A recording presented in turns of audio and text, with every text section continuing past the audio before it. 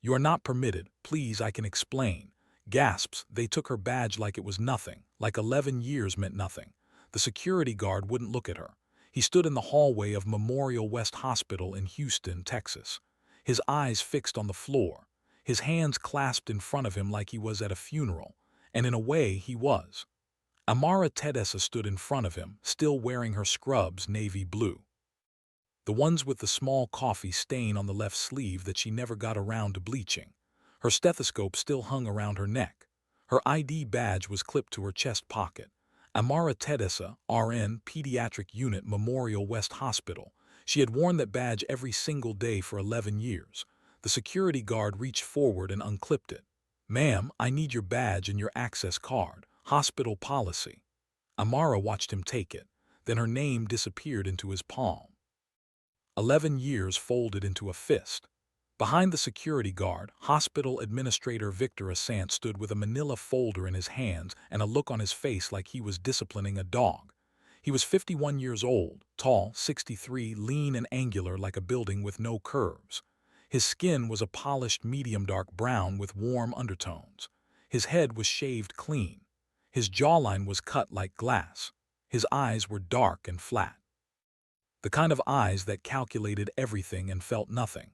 He wore a charcoal suit, a white shirt, a burgundy tie pulled so tight it looked like it was punishing him. "Ms. Tedessa," Victor said, his voice as flat as his eyes, "your employment at Memorial West Hospital is terminated effective immediately. You violated 3 separate protocols. You administered unauthorized treatment. You used hospital resources without approval. And you directly disobeyed a transfer order from administration." "I saved a child's life," Amara said. "You overstepped your authority. He was 7 years old, Mr. Mensa Asante. He was dying. And he was not your patient to save." Amara felt the words hit her like a slap. She looked down the hallway. Room 714. The door was closed. Behind it, a 7-year-old boy was sleeping, alive, because of what she had done 6 hours ago. And 30 feet from that door, pressed against the wall like he was trying to disappear into it, a man was watching. He was thin, quiet. Music. He wore gray coveralls, the kind the janitorial staff wore. His skin was a deep, rich, dark brown with warm mahogany undertones. His face was long and angular. His cheekbones were high and sharp. His eyes were deep-set and dark, not flat like Victor's, but deep, bottomless. The kind of eyes that had seen things most people only read about. His hair was cut close, graying at the temples. His hands were rough, calloused, and he held a mop handle like it was the only thing keeping him upright. His name was Ousmane Diallo. He was the night janitor on the 7th floor. Music. He was also the boy's father, and he was watching everything. Amara didn't look at him. She couldn't. If she looked at the father of the child she had just been fired for saving, she would break. And she had promised herself a long time ago that she would never break in front of a man who didn't deserve her tears. She turned back to Victor.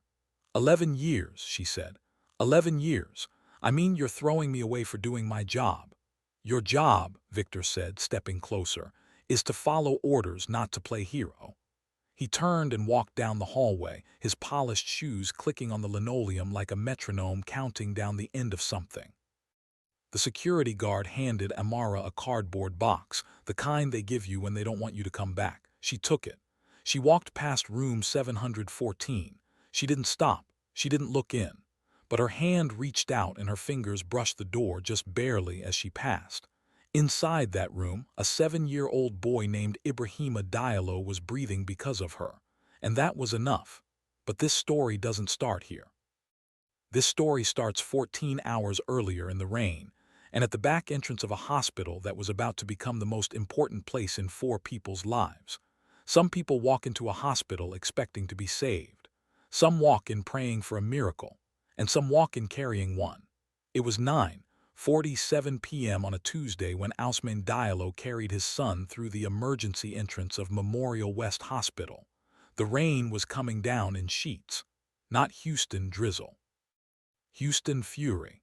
The kind of rain that bends trees and turns parking lots into rivers. Ousmane was soaked from head to toe. His gray coveralls were black with water. His shoes left puddles on the floor with every step. But he wasn't thinking about the rain. He was thinking about the boy in his arms. Ibrahima was 7 years old, small for his age, maybe 3 and 1/2 feet, 50 pounds.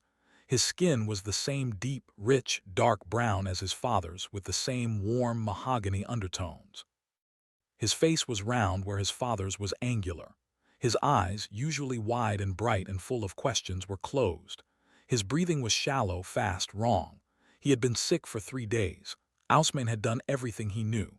Cold cloths on the forehead, children's medicine from the pharmacy, prayers in Wolof whispered over the boy's bed at 2:00 in the morning, but the fever wouldn't break. And tonight Ibrahima had stopped eating, then he stopped talking, then he started shaking. Ousmane had no insurance. He had no car.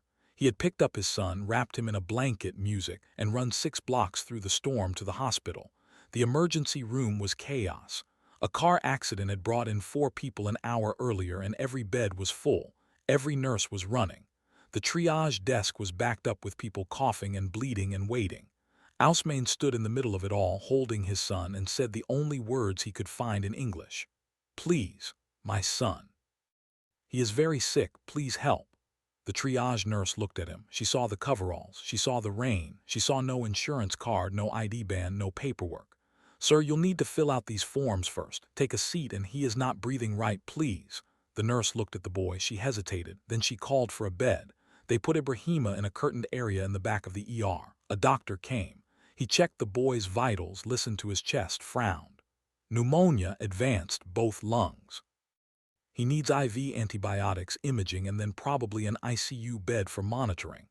The doctor looked at the chart. "No insurance." "No," Ousmane said. The doctor paused. He wrote something on the chart. Then he said quietly, "I'll get him started on fluids and a first round of antibiotics, but you need to talk to admission. They'll sort out the financial side." Ousmane nodded.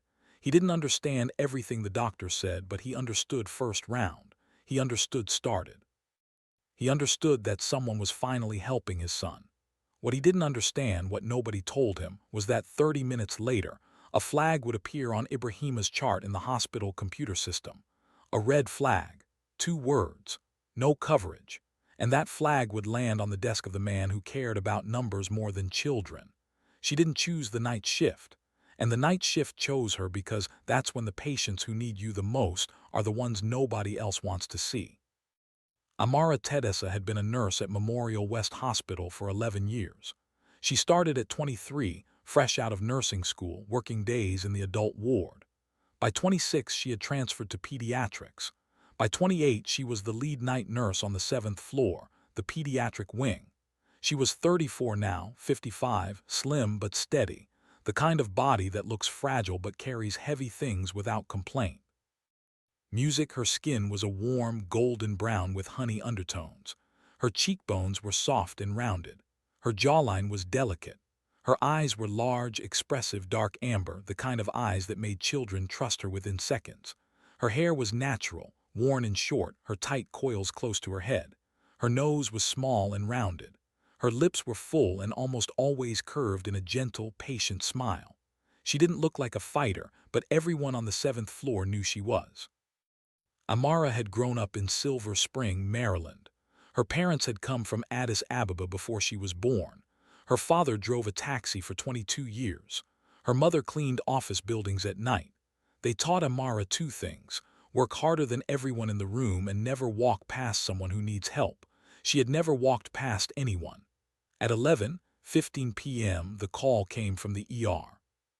A 7-year-old boy, pneumonia, both lungs, being transferred to the 7th floor for IV antibiotics and monitoring. Amara prepped the bed in room 714 music herself. She set the IV line. She adjusted the monitors. And she dimmed the lights so they wouldn't be harsh on a scared child's eyes. When the orderlies wheeled Ibrahima in, Amara was waiting at the door. The boy was barely conscious. His eyes fluttered open for a moment. He saw Amara's face. He saw her smile, and his small hand reached out from under the blanket and grabbed the hem of her scrub top. He didn't let go for 20 minutes. Ousmane walked behind the stretcher. Music, he was still wet. He was still shaking, but not from the cold, from fear. "I am his father," Ousmane said. "Ousmane, his name is Ibrahima." Amara looked at the father. She saw the coveralls. She saw the rough hands. She saw the terror in those deep-set eyes, and she saw something else.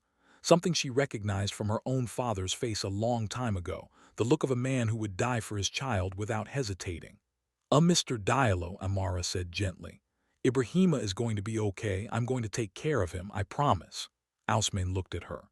He didn't have the English to say what he felt, so he just nodded, and his eyes filled with water. Amara worked through the night. She monitored Ibrahima's oxygen levels every 15 minutes. She adjusted his IV when his small veins struggled with the needle. She held his hand when he cried in his sleep. She sang something soft and low, a melody her mother used to sing in Amharic when the world felt too big. By 3:00 a.m., Ibrahima's fever had dropped half a degree. By 4:00 a.m., his breathing had steadied. By 5:00 a.m., his eyes opened. He looked at Amara and whispered one word: "Thirsty." Amara smiled so wide her cheeks hurt. She brought him water in a small cup with a straw and held it while he drank. Ousmane was asleep in the chair beside the bed, his mop propped against the wall next to him, his head tilted at an angle that would hurt in the morning. Amara draped a blanket over his shoulders without waking him. She didn't know who he was. She didn't know what he did. She saw a father. That was enough. Some people see a child. Some people see a cost.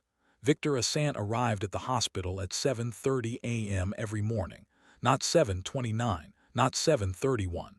7:30. He parked in the same spot. He entered through the same door. He carried the same leather briefcase. He drank the same black coffee from the same mug. A white mug with the hospital's logo that he had never once washed in the break room sink. Victor had been hospital administrator for 4 years. Before that, he had run a chain of urgent care clinics in Dallas. Before that, he had been a healthcare consultant. His entire career was built on one principle: a hospital that loses money closes, and a closed hospital saves nobody. It was a reasonable principle. It was also the kind of principle that made it easy to stop seeing patients as people. At 8:15 a.m., Victor's assistant placed a report on his desk. It was the overnight admissions log. 14 new patients. He scanned the list. His eyes stopped on one entry: Diallo Ibrahima, age 7, diagnosis bilateral pneumonia, insurance none, payment source unverified, admitted, music 11:22 p.m., floor 7, room 714. Victor picked up his phone. "Get me the charge nurse on the 7th floor." 5 minutes later, he was speaking to the day shift charge nurse. Room 714, the Diallo boy, who admitted him. ER transferred him up. Night nurse Tedeschi prepped the room and administered the first round of treatment. Who authorized extended treatment? IV antibiotics, monitoring the full protocol. Who signed off? There was a pause. It looks like Nurse Tedeschi administered the treatment based on the ER doctor's initial orders. There's no separate authorization from the attending. So, she treated a patient with no insurance, no payment source, and no attending authorization. The child was critical, Mr. Mensah Assant. She followed the ER doctor's orders till she followed the ER doctor's initial stabilization orders. Music, everything after admission to the floor required attending sign-off and a financial clearance from admissions. Neither exists. Victor hung up. He opened his computer and pulled up Ibrahima's file, and he ran the cost estimate. IV antibiotics, music, monitoring, imaging, bed occupation, nursing hours. $14,000 and counting. For a patient with no way to pay. He drafted a transfer order. Ibrahima Diallo would be transferred to Ben Taub Hospital, the county hospital, effective immediately. Ben Taub was good. Ben Taub was public. Ben Taub handled uninsured patients, but Ben Taub was also 45 minutes away by ambulance, and moving a 7-year-old with bilateral pneumonia in the middle of active treatment was not risk-free. Not at all. Victor didn't think about the risk. He thought about the $14,000. He sent the transfer order to the 7th floor at 9:02 a.m. If you're still here, let me tell you something. What happens next is the reason this channel exists, because there are moments in life where doing the right thing costs you everything. And the people who do it anyway, those are the ones fate remembers. Music, subscribe, and stay with me. This is where it gets real. She had 10 seconds to make a decision. She made it in 3. Amara was still on the floor. Her shift had ended at 7:00 a.m., but she hadn't left. She told herself she was finishing her charting, but the truth was she couldn't leave room 714 until she knew Ibrahima was stable. At 9:07 a.m., the day shift charge nurse came to her with a printed transfer order. Amara, administration wants the boy in 714 moved to Ben Taub. Music, no insurance. Standard protocol for uninsured transfers. Amara looked at the paper. She read it twice. He's on his second round of IV antibiotics. His oxygen levels just stabilized 3 hours ago. You can't move him in the middle of treatment. That's what the order says. The order is wrong. The charge nurse looked at her. Music, Amara, it came from Mensa Asant's desk. You know how this works. I know how this works. I also know that boy's lungs are barely holding. A 45-minute ambulance ride could crash his oxygen. He needs at least 24 more hours of continuous IV therapy before he's stable enough to transfer. Talk to the attending. There is no attending.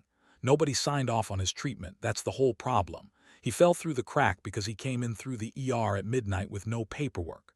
The charge nurse exhaled. So, what are you going to do? Amara stood up. She smoothed her scrubs. She looked down the hall toward room 714. Say I'm going to call Dr. Ngozi. Dr. Ngozi was the only pediatric specialist on call that morning. She was 45 years old, born in Douala, Cameroon, raised in Philadelphia. She had been at Memorial West for 8 years. She was brilliant, respected, and known for exactly one thing. She did not play politics. Amara found her in the doctor's lounge with a cup of tea and a stack of music charts. Dr. Ngozi, I need you to look at a patient. Room 714. 7-year-old boy, bilateral pneumonia mid-treatment. Administration wants to transfer him to Ben Taub. No insurance, no attending on record. Dr. Ngozi put down her tea. Show me. They walked to room 714 together. Ibrahima was awake now. He was sitting up in bed, small and thin against the white sheets, the IV line trailing from his hand. Ousmane was beside him, holding his other hand. Dr. Ngozi examined the boy. She listened to his lungs. She checked his charts. She checked his oxygen saturation. Then she turned to Amara and said, "This child is not stable enough to transfer. Moving him now carries significant risk. I'm putting my name on his chart as attending physician and ordering continued treatment." She pulled out her pen and signed the chart. Amara felt her chest unlock. "Thank you. Don't thank me. I'm just doing what anyone with a medical license and a conscience would do." Dr. Ngozi walked out. 15 minutes later, her phone rang. It was Victor Asant. "Dr. Ngozi, I see you've added yourself to the chart for room 714.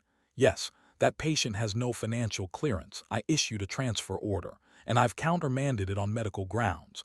The child is not stable for transport. Doctor, this is an administrative decision.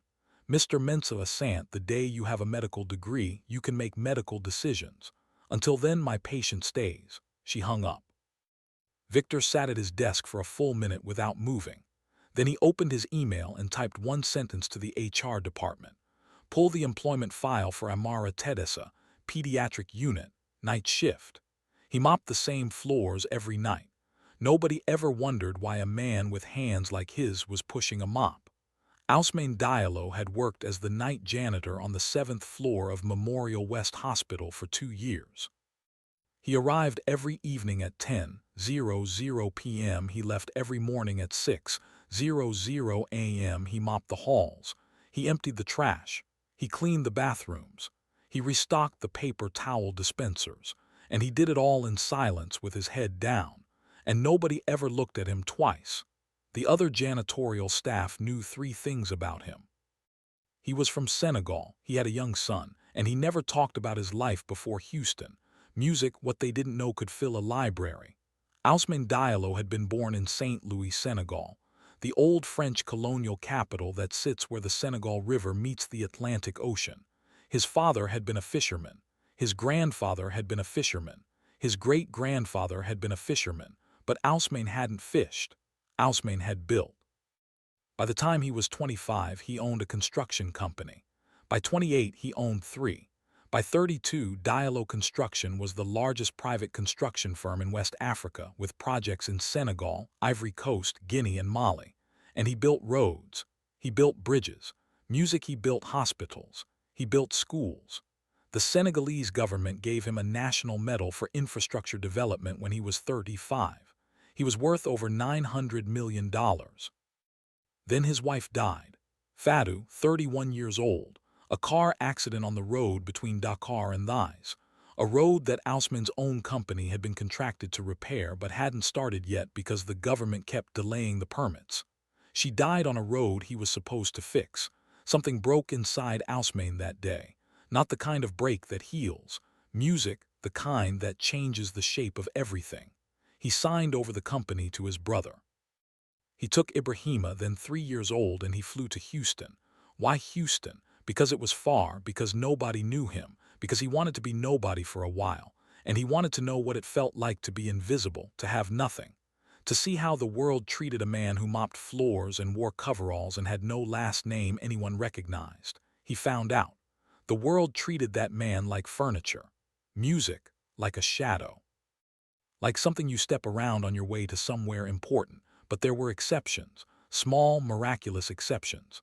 There was the cafeteria worker who always saved him a plate after midnight when everything was supposed to be closed. There was the security guard who called him brother every night and actually meant it.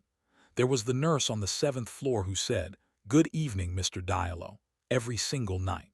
Not because she had to, but because she saw him. Amara. She was the only person in that hospital who called him by his name. For 2 years, and he had watched her work. He watched her hold children's hands during blood draws. He watched her stay past her shift to sit with a crying mother. Music. He watched her sing to bobbies in a language he didn't recognize but understood anyway. Music. And when his son got sick, when the fever turned dangerous and the world narrowed to one terrified prayer, there was no question where he would go. He went to the place where Amara worked, because she was the only person in this city he trusted with his son's life. Now, sitting in room 714, holding Ibrahima's hand while the boy slept, Ousmane had heard everything. He had heard the charge nurse talking about the transfer order. He had heard Amara refuse. He had heard Victor Mensa Assant's name spoken like a verdict. And he had heard the whispers in the hallway afterward. And the words the staff said when they thought no one was listening: "She's done. Mensa Assant is going to fire her. Over what? Doing her job, over not following his orders. He doesn't care about the rest." Ousmane looked at his son. Ibrahima's chest rose and fell, steady, even, alive. Then Ousmane looked at the mop propped against the wall, the gray coveralls, the name badge that said janitorial services in letters so small you had to squint. He thought about $900 million sitting in accounts in Zurich and Dakar and London. He thought about the phone in his locker, not the old flip phone he carried in his coveralls, but the other phone, the one in the black case, the one with 3 numbers saved in it that could move mountains. He thought about all of it, and then he heard footsteps in the hallway, hard shoes, fast, coming toward room 714. Victor Mensa Assant was coming. He didn't come to save the child. He came to destroy the woman who did. Victor pushed open the door to room 714 at 1:12 p.m. Behind him was the day shift charge nurse and a security guard. Amara was changing Ibrahima's IV bag. She turned when the door opened. She saw Victor. She saw the security guard. She knew. "Ms. Tedessa, step into the hallway, please. I'm in the middle of now." Amara set down the IV bag. She looked at Ibrahima. The boy was watching her with wide, scared eyes. She touched his forehead gently. "I'll be right back, sweetheart." She stepped into the hallway. Victor didn't waste time. He had a manila folder. He had rehearsed this. "Ms. Tedessa, effective immediately, your employment at Memorial West Hospital is terminated. And the reasons are as follows: unauthorized administration of treatment without attending physician sign-off, unauthorized use of hospital pharmaceutical resources, direct insubordination of an administrative transfer order. These are termination-level violations under sections. You're firing me for saving a dying child." Victor's jaw tightened. "I'm terminating you for violating hospital protocol. Ibrahima Diallo would be dead right now if I had followed your protocol. He would have crashed in the back of an ambulance on I-69 because you wanted to save $14,000. That is not your determination to make. Then whose is it? Because you're not a doctor, you're not a nurse." You don't hold children's hands at 3:00 a.m. when they can't breathe. And you sit in an office and move numbers on a spreadsheet and call it healthcare. Victor's face hardened. The veins in his neck stood out against his collar. Your badge, he said. And that's where this story began. The hallway, the security guard, the badge unclipped from her chest. But now you know what she did. Now you know why she did it. And now you know the man mopping the floors was watching every single second of it. She thought the worst was over. But for Ousmane Diallo, it was just beginning. Amara walked out of Memorial West Hospital at 1:30 p.m. carrying a cardboard box with 11 years of her life inside it, a framed photo of her parents, a coffee mug that said "World's Best Nurse" that the 7th floor kids had given her 3 Christmases ago, a small plant that was somehow still alive, and a stethoscope she had bought with her first paycheck. The rain had stopped. The sky was gray and heavy, but the air was warm and thick. The way Houston gets after a storm when the city is still dripping. She put the box in the back seat of her car, a 12-year-old Toyota Camry with a dent in the passenger door and a crack in the windshield that she kept meaning to fix. She sat in the driver's seat. She put her hands on the wheel, and she cried.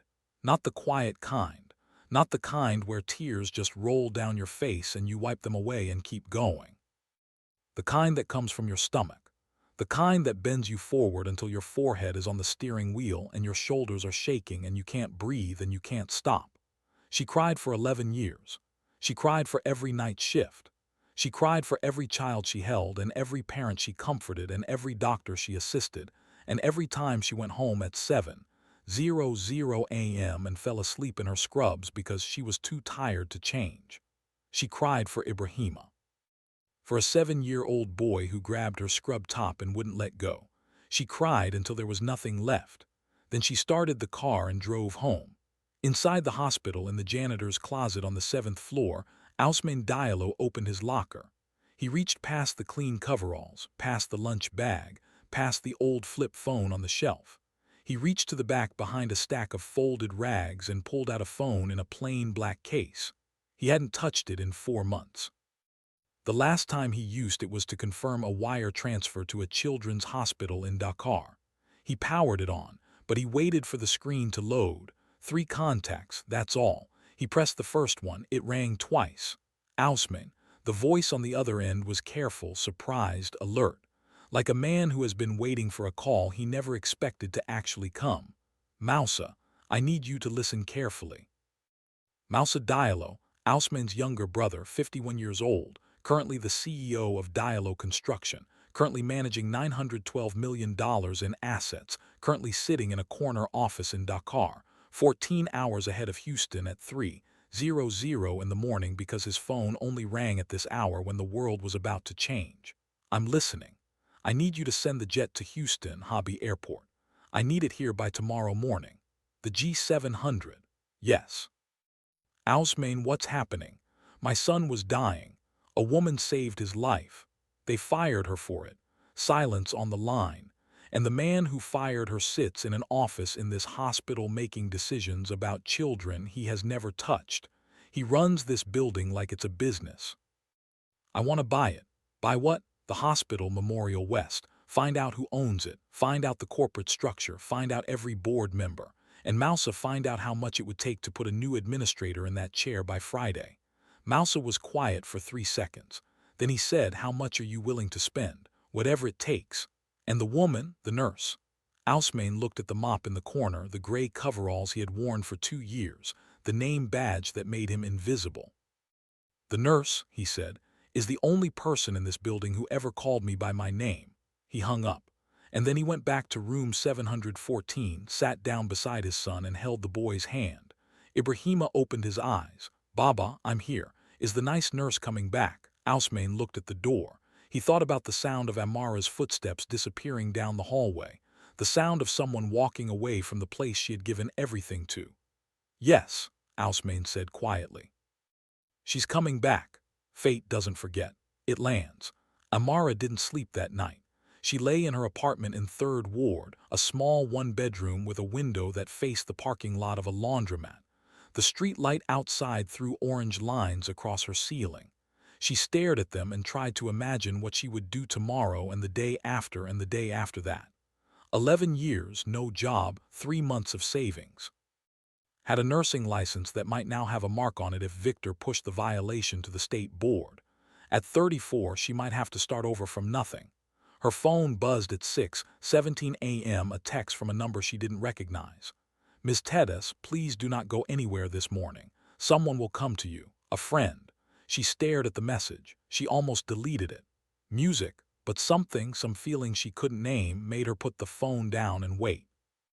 At 7:45 a.m., a black town car pulled into the parking lot of her apartment building. The driver stepped out. He was wearing a dark suit. He walked to her door and knocked. "Ms. Teddes." "Yes, my name is David. I've been asked to bring you to Hobby Airport. Someone would like to speak with you." "Who?" "The father of the boy you saved." Amara felt her knees go soft. "Mr. Diallo?" "Yes, ma'am." She got dressed. She didn't know what to wear. She put on the nicest thing she owned, a blue blouse and black pants, and the only pair of heels she hadn't worn since her cousin's wedding 2 years ago. She got in the car. They drove south through Houston, past the medical center, past the 610 loop, past the neighborhood she had driven through 1,000 times on her way home from night shifts. The city looked different in the morning light, newer, sharper, like it was showing her something she hadn't noticed before.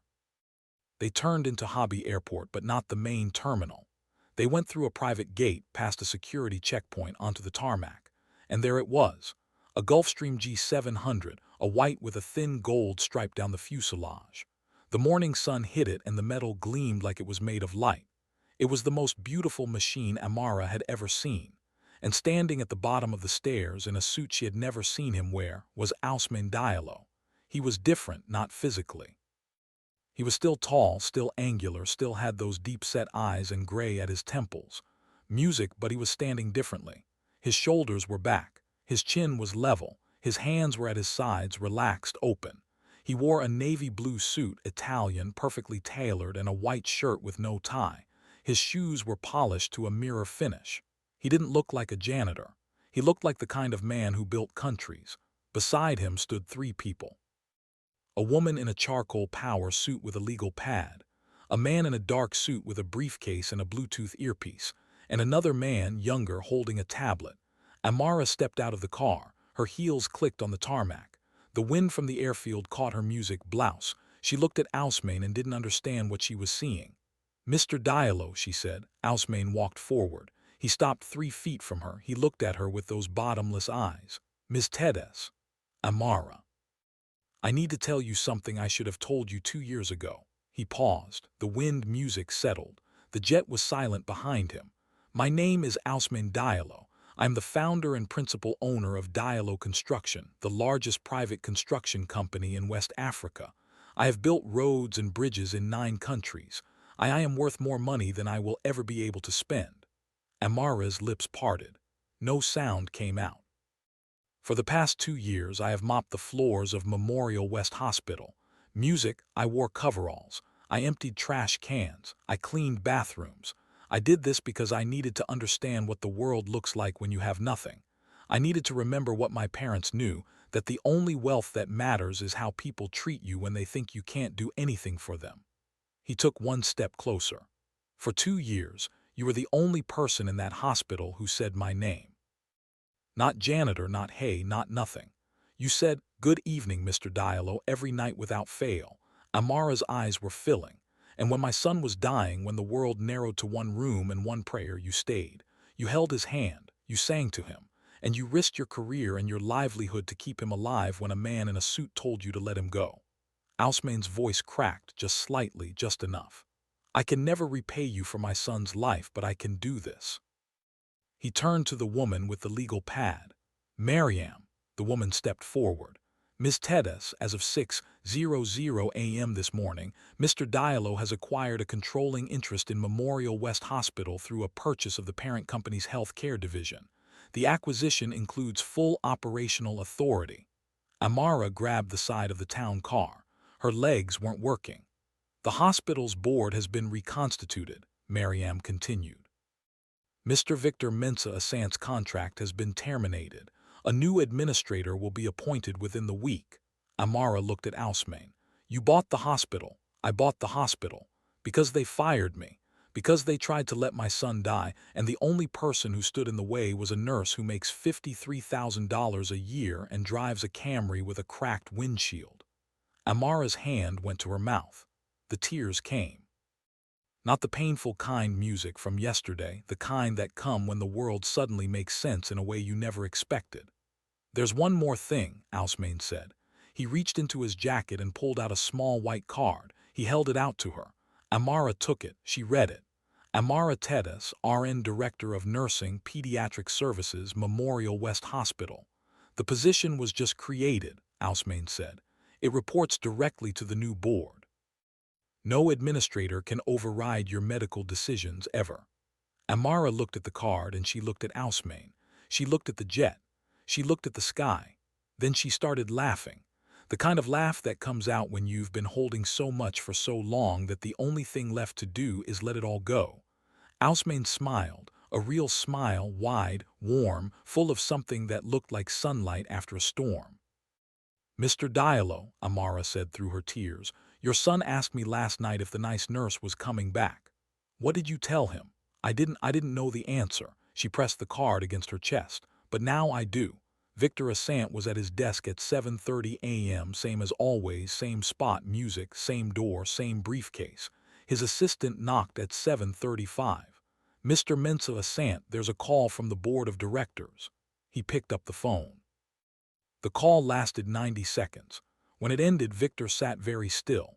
The color drained from his polished medium-dark brown skin. His jaw, that glass-cut jaw, went slack. His flat, calculating eyes blinked 4 times in rapid succession, like a computer receiving information it couldn't process. The hospital had been sold. His position had been eliminated. He had 30 minutes to collect his personal belongings and leave the building. He stood up. He looked at his white mug with the hospital logo. He looked at his leather briefcase. He looked out the window at the parking lot below where a black town car was idling. He left the mug. He took the briefcase. He walked out of Memorial West Hospital for the last time. Nobody said goodbye. 6 weeks later, a small ceremony was held on the 7th floor of Memorial West Hospital, and the pediatric wing was being renamed. A new plaque was being mounted beside the elevator. It read, the Ibrahima Diallo Pediatric Wing, because every child deserves someone who stays. Amara stood in front of it with tears streaming down her face, and her old stethoscope, the one she bought with her first paycheck, around her neck. Beside her stood Dr. Ngozi, who had been named Chief of Pediatric Medicine. Behind them stood Ousmane in a simple gray suit holding Ibrahima's hand. The boy was healthy, full cheeks, bright eyes.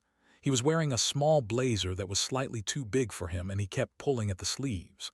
The staff lined the hallway, nurses, doctors, orderlies, the cafeteria worker who saved plates after midnight, the security guard who called everyone brother, all of them clapping. Ibrahima tugged on Ousmane's hand. Baba, is this our hospital? Ousmane looked at Amara. She looked back at him, and for a moment something passed between them. Not words, not a promise, but an understanding. The kind of understanding that only comes when two people have both been invisible and have both been seen by each other. No, Ousmane said to his son. This is her hospital. Fate doesn't always arrive in a storm. Sometimes it arrives in silence, in a pair of gray coveralls, in the quiet rhythm of a mop on a hallway floor. Ousmane Diallo could have saved his son 1,000 different ways. He had the money. He had the power. He could have made one call and had a team of specialists there within the hour. But he didn't, because he needed to know. He needed to see who would help when there was nothing to gain. Who would stay when staying cost everything. Amara Tedessa didn't save Ibrahima because she knew who his father was. She didn't refuse the transfer because she was calculating a reward. She did it because a 7-year-old boy grabbed her scrub top and wouldn't let go. She did it because that's who she is. And fate saw the whole thing. It didn't rush. It didn't shout. It just waited. And when the time was right, it landed on a tarmac in Houston in the morning light in the shape of a private jet that brought a janitor's truth into the open. If Amara had followed the transfer order that morning, if she had looked at Ibrahima's chart and seen no insurance and let him go, none of this would have happened. But she didn't let him go. She held on, and fate held on to her. If you want to see who fate holds on to next, I subscribe and hit that notification bell, because in these stories, the ones who sacrifice everything are the ones who receive everything. And the proud, they always walk out alone.